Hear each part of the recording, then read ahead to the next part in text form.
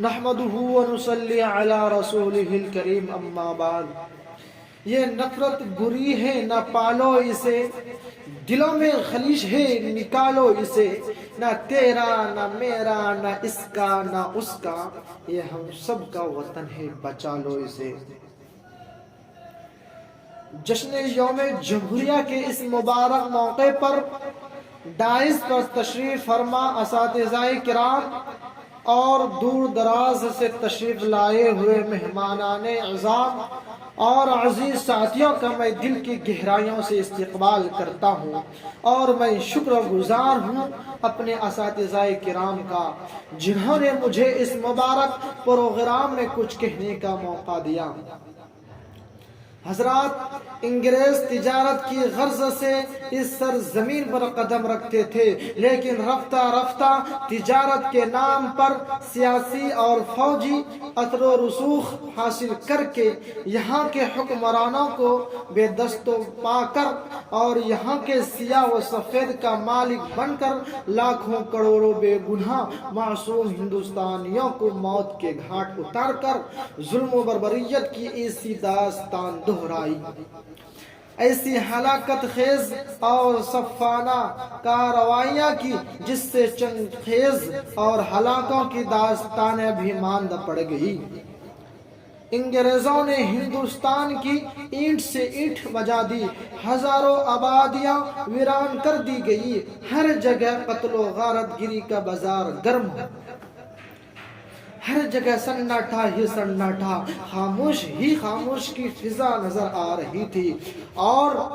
یوں محسوس ہو رہا تھا کہ ہم بھارت کا ستارہ اقبال کا بھی مطلع خورشید سے نمودار نہیں، اور ہمیشہ ہمیش کے لیے غروب ہو جائے گا۔ لیکن اس دھرتی کے خالق و مالک کا یہ دستور رہا ہے کہ ظلم کی ٹہنی کبھی پھلتی نہیں، کہ ظلم کی ٹہنی کبھی پھلتی نہیں، ناؤ کاغذ کی صدا چلتی نہیں۔ چنانچہ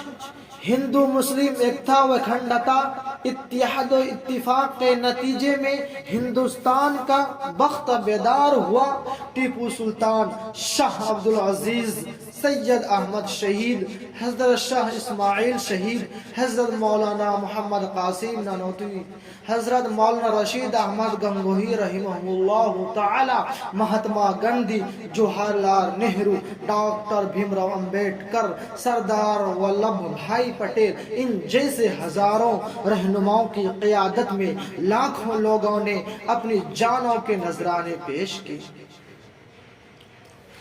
جام شہادت نوش کیا، گولیاں کھائے، پھانسی کی پھندے پر لٹکے، بالآخر وہ دن آیا کہ ان کی اینٹ سے اینٹ بجا دی، ان کے سپہ سالاروں کے دانت کھٹے کر دیے اور ان کا اقتدار حرف غلط کی طرح مٹا دیا۔ معزز سامعین کرام، آزادی سے پہلے ہمارا دستور آئین نہیں تھا، کیونکہ اب تک انگریزوں کا بنایا ہوا قانون چل رہا تھا۔ اب ضرورت تھی ایک ایسے دستور آئین کی جو بھارت کی تعمیر و ترقی کی راہ میں سنگ میل ثابت ہو، جو ہر قدم پر ساتھ دے سکے اور ہمارا دیش پھر سے اپنے زلف و برہم کو سنوار سکے۔ چنانچہ ایک کمیٹی کی تشکیل دی گئی جس کے چیئرمین ڈاکٹر راجندر پرساد بنائے گئے اور جس کی صدارت ڈاکٹر بھیم راؤ امبیڈکر کر رہے تھے۔ چنانچہ آئین کا نیا مسودہ تیار کیا گیا، ترمیم و تنسیخ، حذف و اضافے اور غور و خوض کے بعد 26 جنوری 1950 کو پورے ملک میں لاگو کر دیا گیا، اور راجندر پرساد پہلے صدر منتخب ہوئے۔ یہی وجہ ہے کہ ہم 26 جنوری کو قومی تہواری کی شکل میں جشن یوم جمہوریہ مناتے ہیں۔